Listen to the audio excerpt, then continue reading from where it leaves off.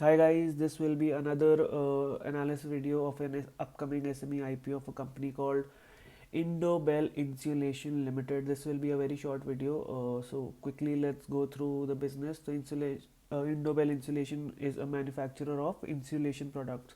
तो insulation products क्या होता है? ये products are basically built with the purpose of controlling temperature in industries की industries में temperature कैसे maintain करें to make the machinery is more efficient, make the systems more efficient, this saving energy and also like protecting the people and the environment.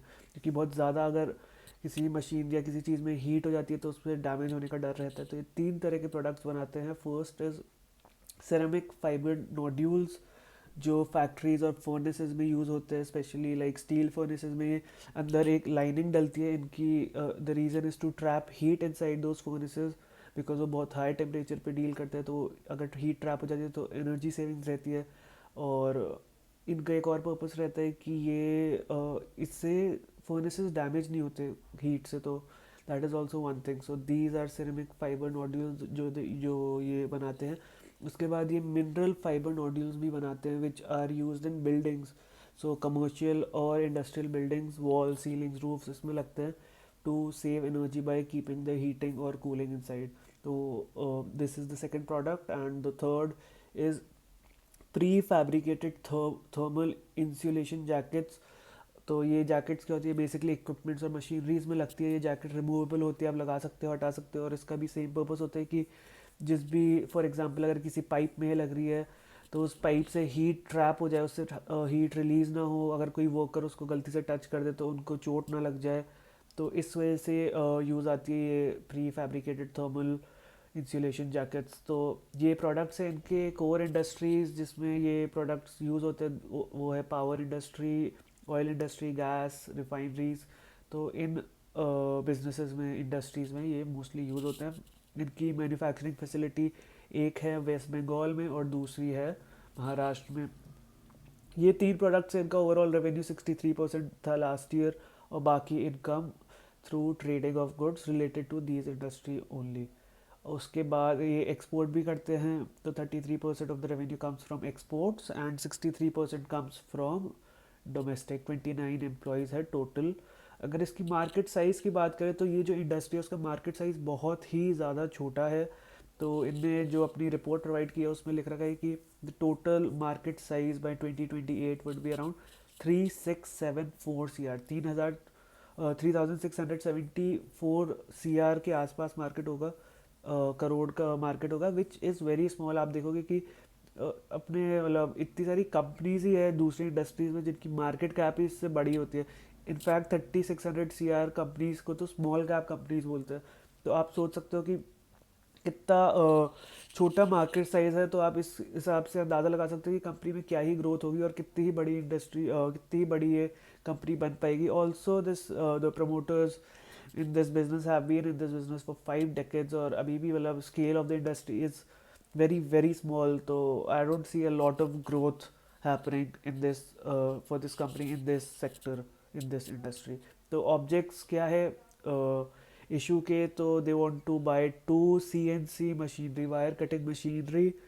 और for that they want 41 lakhs which is fair. ठीक है, अपने business related रहेगा ये काम और इससे इनको प्रोडक्शन एफिशिएंसी आएगी business. So this is a good cause. Second is working capital जिसके लिए इनने 7.75 CR ये रेस करेंगे, जो आएंगे आईपीओ से वो यूज़ करेंगे। और इनने जो एस्टिमेशन दे रखा है कि through because they will use this machinery so the production will increase and they also want to reduce their trade payables. तो they'll have to have cash so that they can give them earlier to their creditors in which through which they can get cash discounts और price comparative advantage मिल जाएगा इनको। तो ये reason इनने justify किए हैं। और इनके ट्रेड रिसीवल्स भी बढ़ जाएंगे because they'll try to expand and send out more products in the market. तो उसके लिए इनको ट्रेड रिसीवल्स भी ज़्यादा मैनेज करने पड़ेंगे।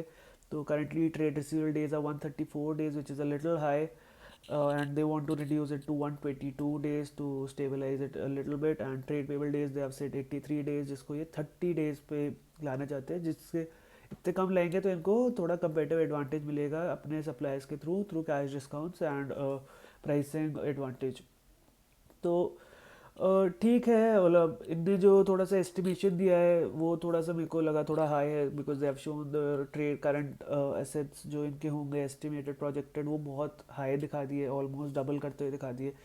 मीनवाइल द करंट लाइबिलिटीज उसी पेस पे ग्रो होती हुई दिखाई है, तो that like I think a lot of companies do that to show their working capital gap, but that is normal.